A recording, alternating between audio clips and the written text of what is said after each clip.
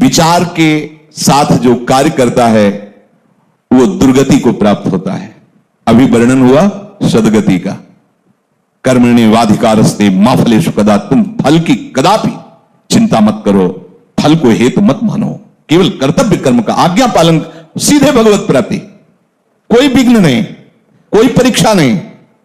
परीक्षा उसकी होती जो विद्यार्थी होता है, जो समर्पित अपना बच्चा होता है, उसकी परीक्षा नहीं होती। इसीलिए भगवत ऋषि जी ने कहा, कै बच्चा के पेट और घट करे बिना, बच्चा बन गए। जो पढ़ाकू हैं उनकी परीक्षा होती है। हम पहले ही कह रहे हैं बुद्धिहीन है, अजितेंद्रिय है, नाथ जैसे भी हैं पर आपके हैं, वहां परीक्षा नहीं होती, ध्यान रखना। वहां जहां ये होता है मैं जितेंद्रिय हूं, मैं बुद्धिमान हूं, मैं ज्ञानी हूं, तो फिर वहां परीक्षा दिया जाता है, हल करो ये प्रश्न। ऐसे लोगों के बहुत से विरोधी बन जाते हैं और वो ऐसे दुर्गति के जाल में फंसता चला जाता है, निकलना मुश्किल होता है। कैसे लोग? मुझे सुख भोगना है, मस्त रहना है, चाहे दुनिया में आग लगे, पहली बात। दूसरी बात, जिन लोगों को ये विचार रहते हैं, अरे किसने देखा है भगवान को, मरने के बाद क्या होगा किसने देखा? साहब गपोड़ बातें हैं, ना लोक है ना परलोक है ना भगवान है, मौज मस्ती लो। ऐसा भी कर्तव्य कर्म का पालन नहीं कर सकता।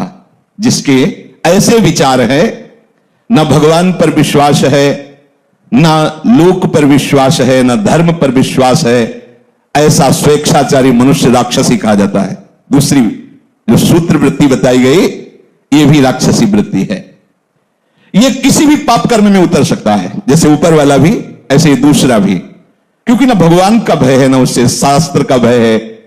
शास्त्र का भय होता है, उसमें लिखा है कि ऐसा नहीं करना, भाई मैं नहीं करूंगा, उसमें लिखा है ऐसा। वो संत कह रहे थे मैं ऐसा नहीं करूंगा, वो गुरुदेव मैं ऐसा नहीं करूंगा, मैं ऐसा नहीं देखूंगा, मैं ऐसा नहीं बोलूंगा, क्योंकि संत कह रहे थे, गुरुदेव कह रहे थे, शास्त्र कह रहे थे, वही बच पाता है। लेकिन ये ऐसी बुद्धि वाले बहुत लोग मिलेंगे, कहां भगवान कहां लोक पर लोग, सब गपोड़ बातें, ओ मर के नरक जाना है, स्वर्ग जाना है, अरे सब मस्ती लो। ऐसा मनुष्य स्वेच्छाचारी हो जाता है, किसी भी पाप कर्म में वो भयभीत नहीं होता। बुरे कर्म का फल, परलोक में जाके दुख भोगना, सब गपोड़ मानता है, सब गप है, कहीं कोई नहीं। ऐसे जो भाव वाला होता है, वो प्रगट में और छिपकर दोनों प्रकार से भरपूर पाप कर्म ही केवल करता है। ऐसे लोगों के संग से भी बचना चाहिए, जिनका भी परिचय दे रहे हैं।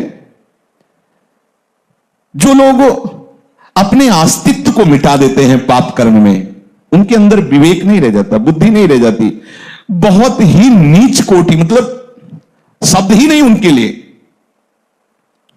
निम्बुआ घाट गंगा के किनारे जब हम भ्रमण करते हैं, तो जैसे कोई बहुत मनोरम स्थान दिखाई दिया, एकांत शांत ऐसा, तो साल 2-2 साल रुक भी जाते थे, रुक गए भिक्षा के द्वारा, बस एकांत सेवन। तो निम्बुआ घाट है, एक बहुत बढ़िया स्थान है, बहुत सुंदर स्थान, जहां भजन की स्वाभाविक प्रवृत्ति उदय हो, किसी का ज्यादा आना जाना नहीं, भागीरथी समीप से बह रही, बहुत ही।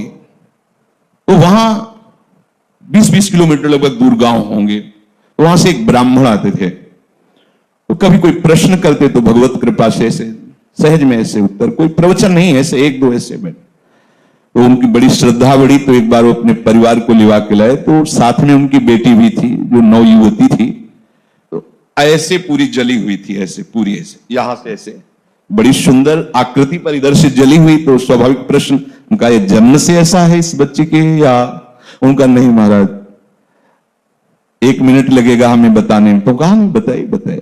बोले भगवत कृपा से हमारे पास सब कुछ है, जमींदारी रही बाप बाबा से, तो खूब धन संपत्ति है। उस समय उन्होंने कहा करोड़ों रुपए लगाकर हमने अपनी बेटी का ब्याह किया बड़े घरानों में, और वहां गई तो कुछ समय तो ठीक रहा, फिर उन लोगों को पता नहीं क्या हुआ कि प्रताड़ित करने लगे। ये जब आती तो बताती, तो हमें लगता कि घर परिवार में ऐसा होता है। हमने कहा कोई बात नहीं, सहन करो, धीरे धीरे सब ठीक हो जाएगा, नया नया है इसलिए ऐसा। एक दिन उन्होंने उसे बांध दिया रस्सी से और मिट्टी का तेल डाल करके आग लगा दी। अब वो भगवान की लीला थी कि आग जो लगी तो सीधे रस्सी में ही लगी पहले, तो कुछ शरीर में लगी तो रस्सी जल्दी से जल गई तो जीना था, जीना से भागकर ऊपर छत में गई, और पड़ोस के घर, पहले छप्पर होते थे ऐसे ऐसे आंगन बीच में, तो छप्पर में ऐसे गिर के और आंगन में गिरी जाके। अब ब्राह्मण परिवार के थे तो उनके परिवार के ही वो थे और उनके पास बंदूक आदि भी थी। तो उन्होंने देखा, उनका बेटा ये क्या? तो उनका पापा और सब मिलकर हमें जला रहे हैं। उनका बिल्कुल निश्चित कंबल आदि से ढका उसको और बंदूक ले खड़े हो गए और कहा सबको गोली मार देंगे अगर हमारे घर आओगे। और फिर सूचना दी उनके पिता को, वो उनको अब वो ऐसे, अब ये क्या है? क्या है? अर्थ भी है लेकिन पिशाच वृत्ति है। उनको पता नहीं कैसा घोर कर्म कर रहे, क्योंकि किसने देखा भगवान को, किसने देखा लोक परलोक को? मनमानी आचरण, कोई भी पाप प्रवृत्ति करने में उनको शर्म नहीं लगती। ऐसा, अरे तुम्हारी बेटी जब दूसरे के घर जाए ऐसा बर्ताव हो तो तुम्हें कैसा लगे? अरे ये कोई जलाने की वस्तु है? इस तरह से कोई प्रताड़ित करता है किसी को? राक्षस के सिवा और कौन कर सकता है? आसुरीम योनिमापन्नो मूढ़ा जन्मनि जन्मनि माम प्राप्य कौन्तेय ततो यांत्यधमाम गतिम। भगवान कहते ऐसे लोगों को घोर दुर्गति में देता हूं और बार बार भयानक पीड़ा देता हूं। गलित कुष्ठ, ये वो नर्क, दुनिया की दुर्गति। ना आंख ठीक से खुल रही है, ना शरीर सड़ रहा है, भोग किया मनमानी तो भोग। भगवान कह रहे हैं आसुरीम योनिमापन्ना मूढ़ा जन्म, ऐसे मूढ़ों को मैं जन्म जन्मांतर कष्ट देता है। स्वामी बोल रहे हैं स्वयं। तीसरा, ऐसे लोगों को बिल्कुल संग नहीं करना चाहिए जिनका परिचय दे रहे हैं। मेरा कोई क्या बिगाड़ लेगा, मेरा कोई क्या बिगाड़ लेगा, ऐसे संसार का बहुत अहित करने वाले वृत्ति के लोग होते हैं। बहुत अहित कर, मेरा कोई क्या बिगाड़ लेगा, मैं जो करूंगा जो करूंगा। किसी से ये ठीक से बात भी नहीं करते। ऐसे लोग अहंकार से भरे रहते हैं। अभिमान के कारण इनकी शत्रुता ही बढ़ती रहती है। अपने बंधु बांधवों का भी ये हित नहीं कर सकते। ऐसे स्वभाव वाले लोग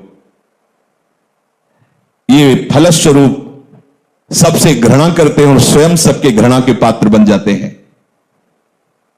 ये केवल अपने अभिमान की पुष्टता के लिए ही कर्म करते, जो करने की भावना भी बनती है। तो ऐसे लोगों से दूर रहना चाहिए। चौथे, क्या करूं? मैं तो निरुपाय हूं, सुनता तो हूं शास्त्र की बात, भजन करना चाहिए, सत्य से चलना चाहिए, व्यभिचार नहीं करना चाहिए, चोरी नहीं करना चाहिए, समझता हूं, पर मैं ऐसा कभी कर नहीं पाऊंगा। वो तो कोई अवतारी पुरुष होते हैं जो भजन आदि करते हैं, हम लोगों के तो और बस विषय सेवन। ये थोड़ा सा, इनकी थोड़ा सा बुद्धि प्रकाशित है। वो इतना तो मानते हैं कि जो शास्त्र और संतजन कह रहे हैं सत्य है, पर मैं ये कर नहीं पाऊंगा। ये भी चौथे नंबर पे हैं। ऐसे लोगों का भी संग नहीं करना चाहिए। भाई मेरे से भजन होता नहीं है, हाँ ठीक है, भजन करना वो संत महात्माओं का काम है, हमारा काम नहीं है। हमारा काम है केवल माया प्रपंच में फंसे रहना। तो ऐसे भी लोगों का संग नहीं कर, ऐसे लोग भी वो कर्तव्य कर्म का पालन नहीं कर सकते। क्या करूं, मैं तो लाचार हूं, पता नहीं कौन मेरे सिर पर बैठ जाता है और मुझसे ये सब करवा लेता है। मैं करना तो नहीं चाहता, पर पता नहीं कैसे हो जाता है। और बहुत सी जिम्मेवारियां हमारे ऊपर हैं, ये सब शास्त्र की बातें मैं नहीं कर पाऊंगा। हाँ, अगर कोई भगवत प्राप्ति है तो महात्माओं के लिए है, हम जैसे गृहस्थों के लिए तो नहीं। और फिर भगवान को लेकर भी हम क्या करेंगे? बुद्धि है, अगर भगवान मिल भी जाएंगे तो करेंगे क्या यार? न पत्नी है न पुत्र है, केवल भगवान है, तो क्या करेंगे हम? बुद्धि है, उतने विकास है। अब हमें तो केवल अपना जीवन यापन करना, अपने परिवार का पालन पोषण करना है। शास्त्र की बातें और भगवत प्राप्ति और भजन ये सब हमसे नहीं हो पाएगा। क्या करूं, मैं निरुपाय हूं, मुझसे ये सब नहीं हो सकता। ये चौथे प्रकार के लोग। पांचवें प्रकार के, मैं क्यों किसी का हित करूं, किसी से प्रेम करूं? हम मुझसे घृणा करते तो मैं सबसे घृणा करूंगा, देखते हैं कौन क्या बिगाड़ लेता है। ऐसी बुद्धि के होते हैं। ऐसी हीन भावना अपने अंदर भर लेते हैं कि सबको दुख देते रहते हैं, वाणी से, चेष्टा से। वो एकदम जल्द, सोचो कैसी स्थिति होगी। और ऐसे है, दर्शन होते हैं, हाँ ऐसे है। अगर होते तो लिखा कैसे जाता शास्त्रों में? वो इतनी घृणा दूसरों से करने लगते हैं कि उनको अपना भी जीवन भार लगने लगता है। जैसे आत्महत्या आदि ऐसे निंदनीय कार्य जो करते हैं, लगभग ऐसे ही स्वभाव से। जब दूसरों का बहुत अहित किया जाता है तो अपनी बुद्धि खुद निर्णय कर देती है कि इससे अच्छा है मर जाओ, और वो ऐसा उपाय करने लगता है कि यार वो एकदम निराश, एकदम हताश, अपने ऊपर घृणा आ जाती है। ऐसे लोग कुछ मिनट में आपके सारे सत्संग पर पानी फेर सकते हैं, ध्यान रखना। इसीलिए भगवान राम के वचन है, बर भल बास नरक करता था, दुष्ट संग जन देव। भले नरक का बास मिल जाए लेकिन ऐसे दुष्टों का संग ना मिले। छठवां, क्या करूं, मैं तो बस दुख भोगने के लिए पैदा हुआ हूं, सब सुखी है, मेरे ही हिस्से में पूरा दुख दिया, नहीं बचता भगवान को, चलूंगा विरोध में चलूंगा, और कितना दुख देंगे। वो और उत्साहित होकर पाप कर्म करता। बुद्धि देखो कैसे प्रेरित करती है, बड़ा चिड़चिड़ा स्वभाव, नाक में गुस्सा, कोई बोल दे तो पीटने का भाव, एकदम ऐसे मिलते हैं।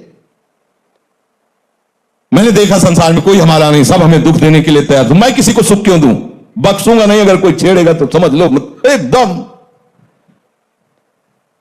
उदासी, निराशा, क्रोध, उद्विग्नता, मस्तिष्क विकृति, उन्माद, ये इसके मित्र होते हैं ऐसे लोगों के।